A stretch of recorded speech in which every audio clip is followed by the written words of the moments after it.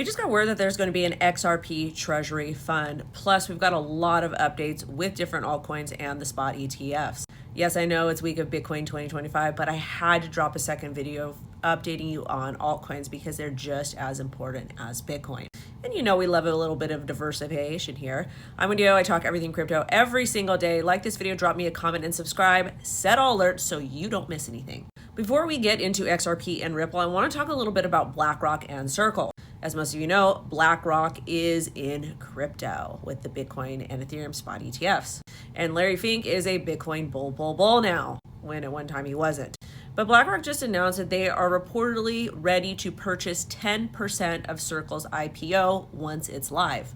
Circle targets a $5.43 billion valuation by raising up to $624 million at $24 per share, and they want to list it on NYSE under the ticker CRCL. Most of these shares will be sold by insiders, investors, including CEO and major VC backers, rather than the company itself. And again, guys, you know I talk a lot about retail not getting an equal seat at the table, and this is exactly why. But back to the story, this is actually pretty big because BlackRock is going to hop into the stablecoin game, and they want to make sure they're invested accordingly. Yes, it is still rumored that Coinbase and Ripple do want to acquire Circle. However, I don't know how that's going to work if Circle plans to go public. Maybe they won't sell, maybe they'll sell after they go public, not sure.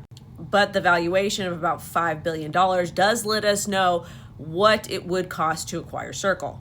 Vivo Power raises $121 million to launch XRP treasury strategy with Saudi royal backing. It is a NASDAQ listed energy firm, and they are a private share placement. These funds that were raised, $121 million, will be used to purchase XRP.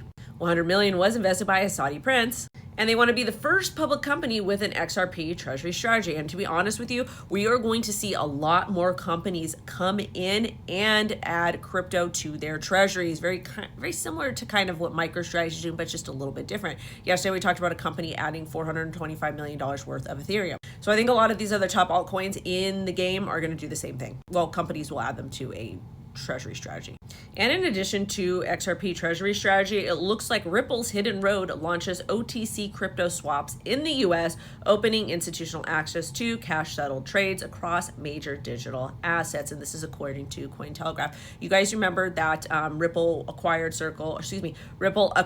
Hidden Road, I believe, for $1.5 billion, which is the largest acquisition in crypto history. It just needed some, approvals from regulatory bodies. Well, it sounds like it is cleared. And again, this is going to add so much liquidity to the entire XRP ecosystem.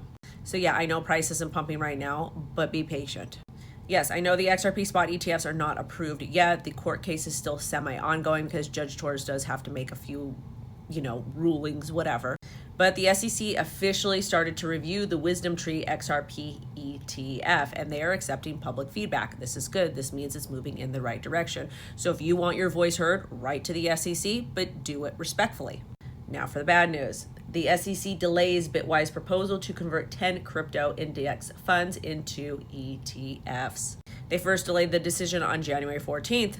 And the index fund does contain Bitcoin, Ethereum, XRP, Solana, ADA, Sui, Link, Avalanche, Litecoin, and DOT.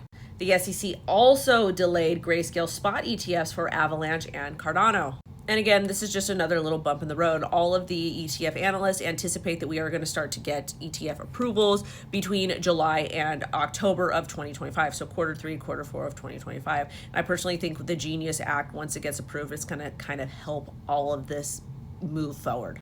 Yeah, I know that sounds weird, but at the end of the day, stablecoins are going to be immensely important to crypto, and a lot of these traditional financial companies are going to need this type of legislation to move forward. And remember, once the Genius Act gets approved, we're going to start to get crypto legislation move forward.